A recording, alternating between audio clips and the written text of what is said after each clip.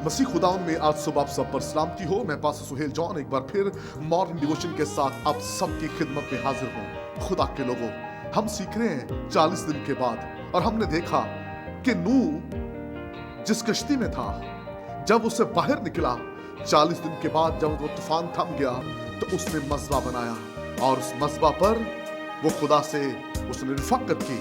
खुदा के लोगों, फिर उसने मज़बा पर कुर्बानी रखी।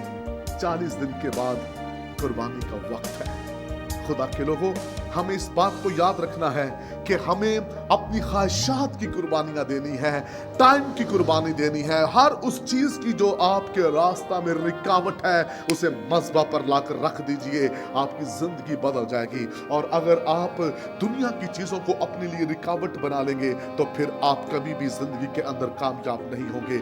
हमें सिर्फ इन 40 दिनों के अंदर बेदार नहीं होना, बल्कि ये 40 दिन आपके रियासत के हैं। ये 40 दिन आप रोजे रखें, इसमें आप आंसू बहाएं, दुआ करें, लेकिन 40 दिन के बाद एक बड़े काम के लिए आप तैयार हो जाएं। खुदा के लोगों, आज सुबह हम बात करना चाहेंगे कौम बनी इसराइल पर। आप जानते हैं, जो 40 दिन का सफर था वो 40 सालों में तब्दील हो गया। लेकिन मैं आपको बताना चाहता हूं, उन 40 सालों के बाद वो जो बियाबानी सफर था, एक आजमाइश में से वो गुजर रहे थे। और मैं आपको बताना चाहता हूं खूबसूरत बात क्या है।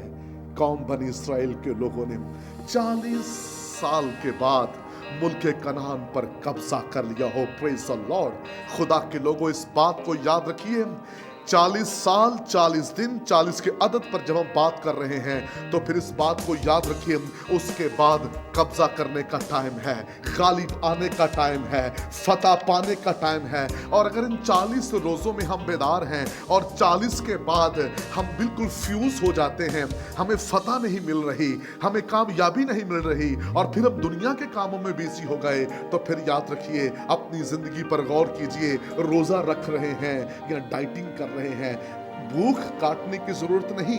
अगर आप रोजा रख रहे हैं तो उसमें मैंने पहले कहा, आप रियाजत करें, आप तरक्की करें, स्पिरिचुअल ग्रोथ करें, ताकि आप कब्जा हासिल कर सकें। हालेलुया। आप शहरों पर कब्जा कीजिए, आप इलाकों पर, जिंदगियों पर कब्जा करें, और उन्हें खुदावंद यीशु मसीह के पास लेकर आए, ताकि वो हमेशा की जिंदगी के वारिस बन जाए। कौम बनी इसराइल ने बहुत दुख देखे हैं, लेकिन मैं आपको बताना चाहता हूं, इन 40 सालों के बाद वो गालिब आए। उन्होंने जिस मुकाम पर जाना था वो पहुंच गए।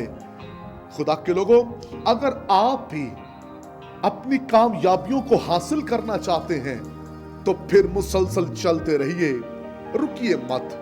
अगर वो 40 दिन का सफर 40 साल में बदल गया, लेकिन तो भी वो गालिब आए।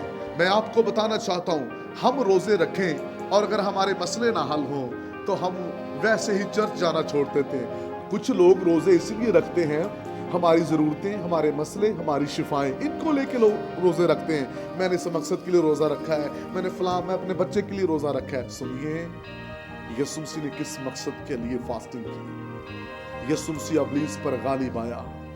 क्या आप गालिब आ रहे हैं? यीशु मसीह ने रोजे के बाद क्या किया, हम उस पर बात करेंगे।